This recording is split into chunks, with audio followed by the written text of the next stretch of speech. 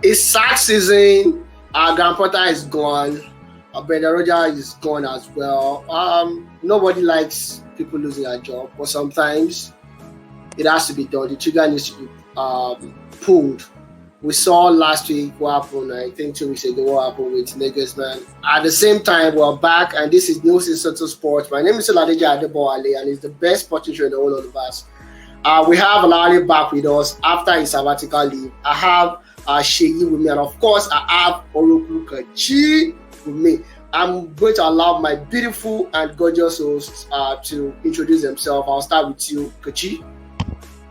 Sports fans, never repeat this enough. It's always a pleasure to be here. I remember last week, he convinced me to be available today, in spite of the potential shellacking that Milan was supposed to receive from Napoli.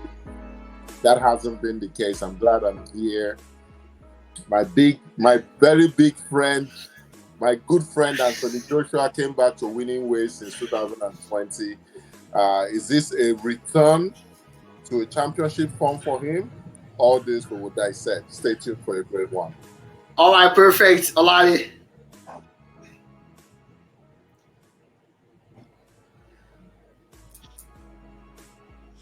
Olale, go ahead, please. Good day, sporting fans around the world. Good day, sporting fans around the world. It's good to be back after some few weeks out of the spotlight. It's a weekend of clubs releasing statements, sacking their managers. We'll delve into that in a bit. And for the NBA, we are getting into the crucial part of the season. There's a potential matchup where everybody is not looking at the Suns versus the Warriors in the first round. Oh wow, that'll be interesting. Shay. Hello everyone, welcome to the show, and good to have Olawale back with us on the show. And, what a good weekend for Anthony Joshua and his camp. It's all we have to say that is good for him to get back to winning ways. Was that further? And like we also mentioned some weeks back, will Casemiro loss be a big blow for Manchester United top four? We'll discuss this also. Welcome. All right, perfect. Shay, don't go muted. I'm going to stay with you, and I'm going to start the show with you today. And of course, we're going to be talking about boxing. Everybody loves Anthony Joshua. I don't think he's a good fighter. I think he's more of a fine boy than a boxer. His punches could be pathetic sometimes for an heavyweight guy. And of course, given what we saw yesterday, someone like me, I'm not convinced, And of course, I'm sorry that I'm starting with this. This show is proudly sponsored by Hypermatch, the new way to play your fantasy football league, and of course, iBukenso Glams, where you can get all your accessories like the ones I'm putting on right now if you're watching me on YouTube. Actually, back to the topic of discussion. His punches could be pathetic sometimes, and you're like, okay, what's really going on with this guy? And if not because of the lesson that he gave to me before the start of the show, I've never seen Joshua have a good fight before, honestly. And I think his first fight that I watched officially was the one against Klitschko, But how were you convinced with what I know he won? All the judges calling that he won and the rest, but still, I'm like, something is missing, something is lacking in that effort. I mean, calling out Tyson Fury after the match is like calling for his death. I don't understand. I know boxers like to do that, try to play up and whatever, make some good money. But calling out Fury was a pathetic event from a guy that had a meltdown against Usyk last time out. Okay, I think let me start. Fury issue. I think calling out Fury was not really intentional. I think that was of what's supposed to happen after you win. The fans, I think the interviewer actually requested the fans to mention what they think they would like next. and the fans shouted fury. Obviously, at that moment, you just put a W on your belt, and you definitely need to respond when you are ready for that. Not that Anthony Joshua is not ready to fight Fury, but I don't think this is the time for him to even get into the ring against a Fury or a Wilder. For Anthony Joshua on the night, I think it was much more about him getting back to winning ways. He wasn't explosive on the night. He was not so not so active on the night, in quotes. But I think he dominated the fight. He used his reach quite.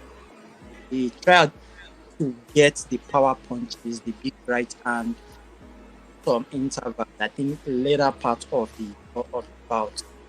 I also think we should not we should give a little bit of kudos to Franklin. You can recall quite well that when he fought Dillian White the last time, who actually believed that he won that match. Yeah. So yeah, so it's not actually a pushover as far as I'm concerned on the night. He had a very good ducking style, and if you notice also, Joshua is well taller than the guy. Yeah. Actually throwing punches at someone that is shorter is difficult. Then a fighter that is good with a ducking style also, it might be a little bit difficult. So I think for Joshua. However, we expected Joshua to come out like the house on fire, someone that wants to reclaim his lost glory. Yes, send a message to the rest of the heavyweight division that Anthony Joshua is back, just like the way Wilder did. Wilder came back with I think a one-round punch, a knockout. Yeah. Everybody that Wilder is still there. I fought arguably the best heavyweight 3 times. I lost twice, but I am still Wilder. So that was the type of message we expected from Anthony. Definitely, we didn't get that. But let's see. It might return in I think 6 weeks thereabout. Let's see what happens.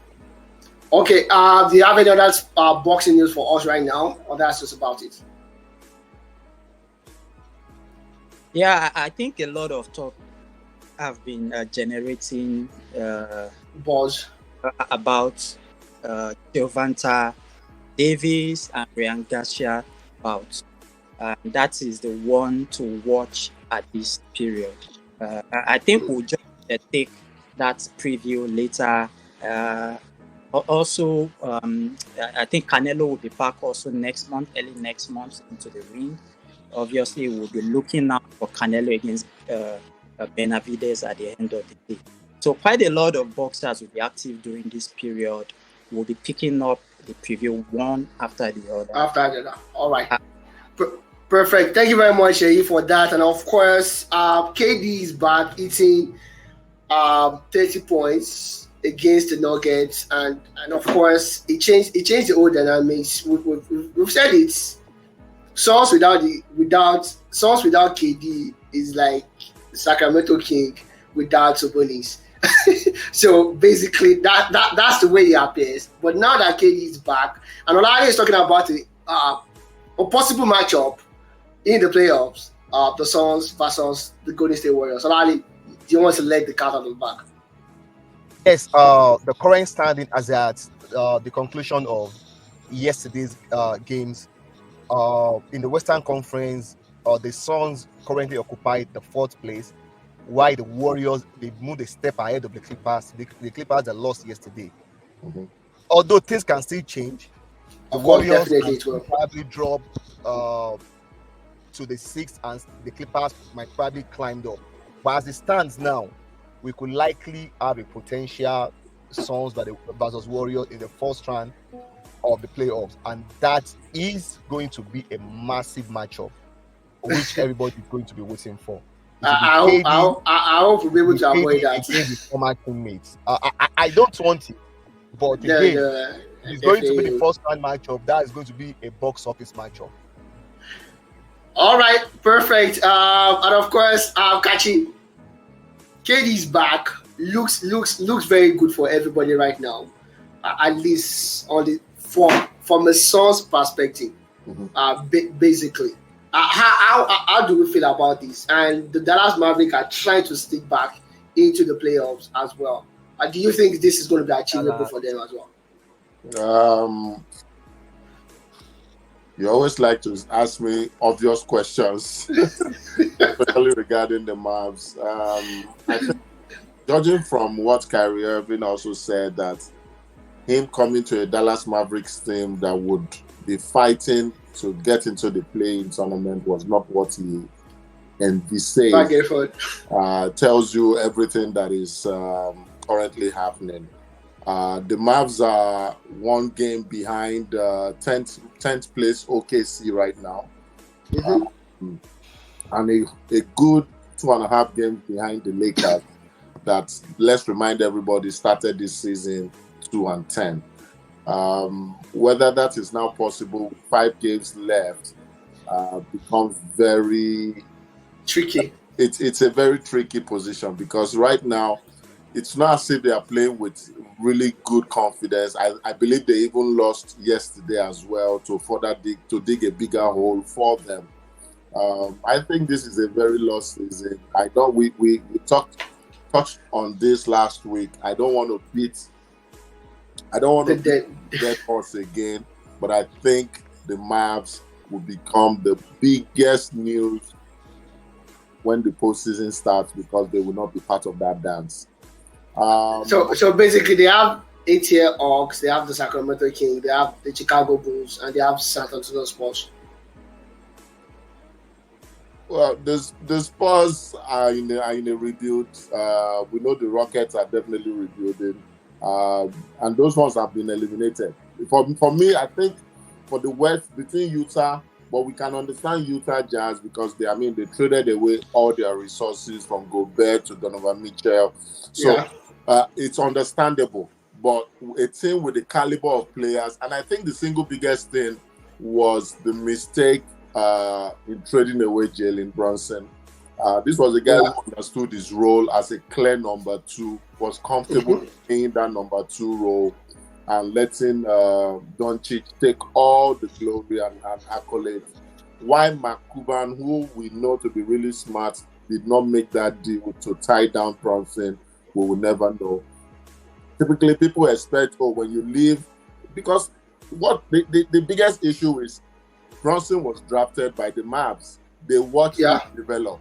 Now, he was supposedly in his peak to get that contract I feel he has earned. You let him go, expecting that he wouldn't flourish there. It just lets you know that even the big billionaires make some make mistakes.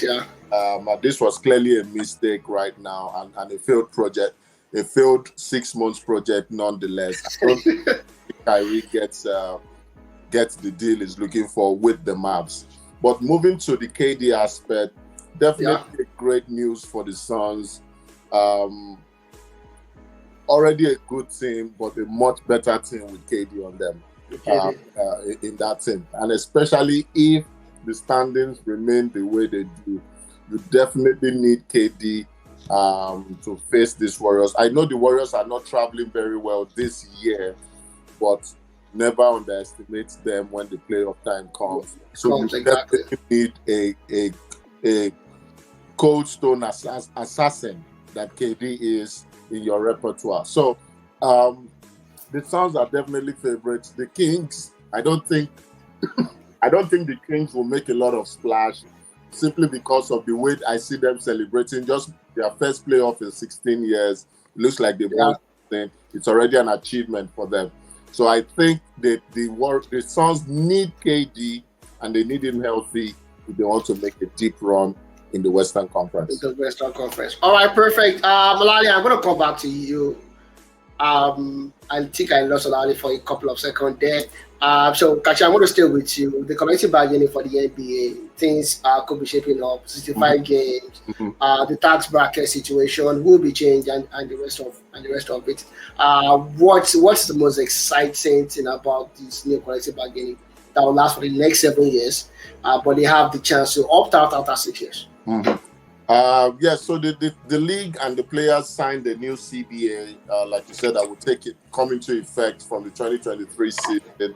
The single biggest thing there is how they have tried to curb the excesses of teams such as the Warriors, who continue to pay over the tax, they pay over the cap limit and still continue to pay luxury taxes.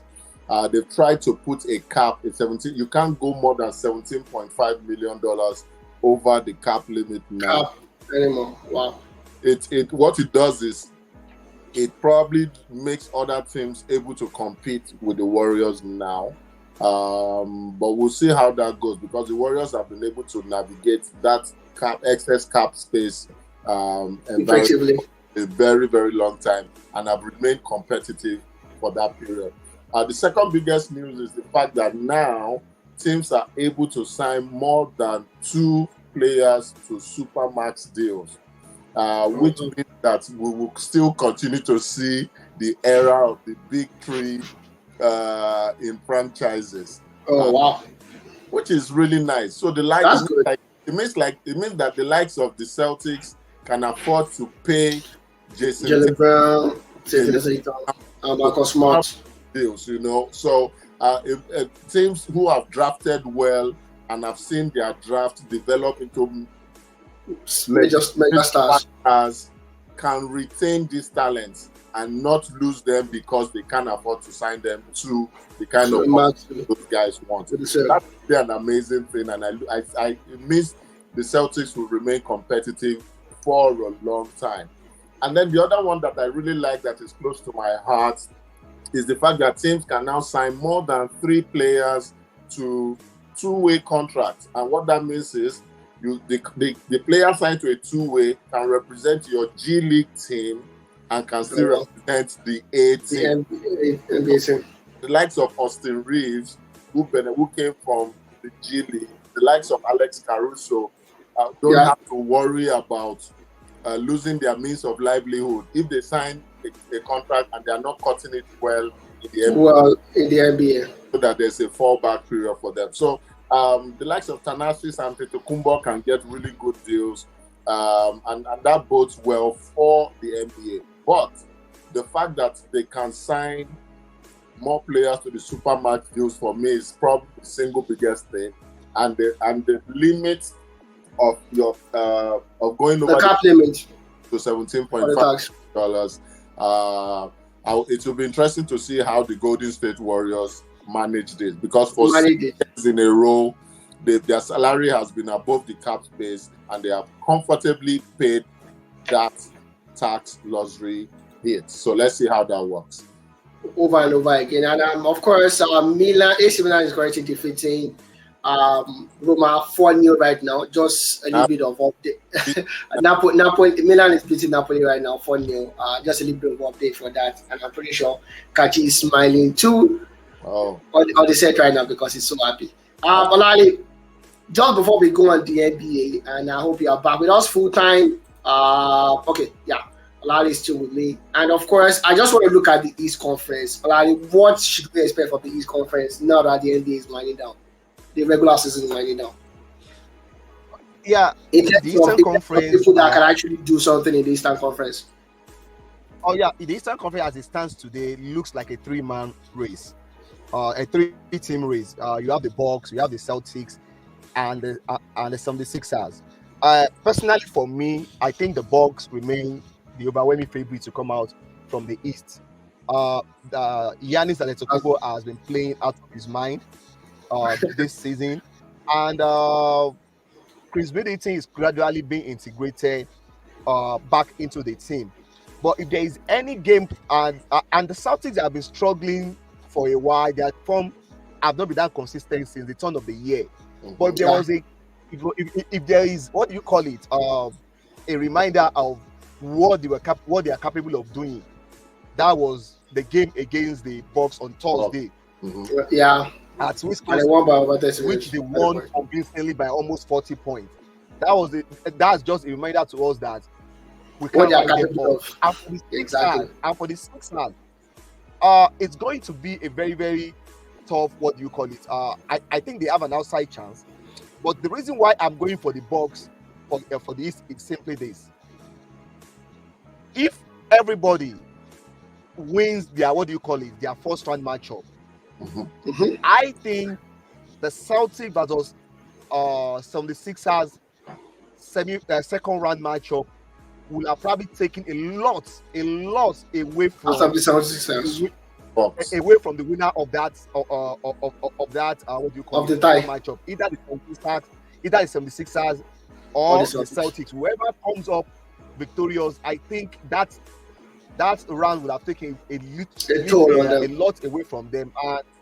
And with the Bucks having the home the home court advantage, I just think they have that edge over whoever wins the tie between the Celtics and the 76ers, as far as I'm concerned. All right, perfect. Kachi, any dissenting opinion before we move on and go to the next segment, which is going to be no dissenting. Remember, you asked me this question similarly last week, and I told you I still think the East, you have to consider that the 76ers must be put in the mix, and it's a big factor. Anything that can take you to 7 games, and let's remember that's really what hurt the Bucks last year. Before they got to the Celtics hurdle, they had played, I think their first round was a seven game thriller, while the Celtics swept the Nets waiting for the winner of that particular matchup. So it's important who you get in your first round. That is what is making that Western Conference matchup of the Suns v Warriors to be a potential banana skin game. I agree wholeheartedly. 3-horse race in the East. I still think the winner of this year's championship comes from the East, except a healthy Los Angeles Lakers figure it out in 5 games and win their first round. but honestly, if they are fit, I don't know why. You're not a believer. It's not possible. If they are, they will. The bold prediction is definitely a three-man race in the East. Yeah, all right, perfect. Of course, big kudos to the Knicks. They've been doing themselves for what of good in the East. Just a round-off of the start leadership. Your Embiid is still leading on the offensive leaders board. On the defensive, we have Sabonis, and of course, on the assists as expected, we have James Eddie blocks. We have Jerry Jackson, and of course, 3 points made. Who else do you expect apart from Steph Curry? Closely followed by Klay Thompson, and of course, in the steals, we are Nobi of the Toronto Raptors and Jimmy Butler. We'll go on a quick break right now, and when we come back, we'll be jumping straight into the football where we have sack. Don't go anywhere, guys. We'll be right back.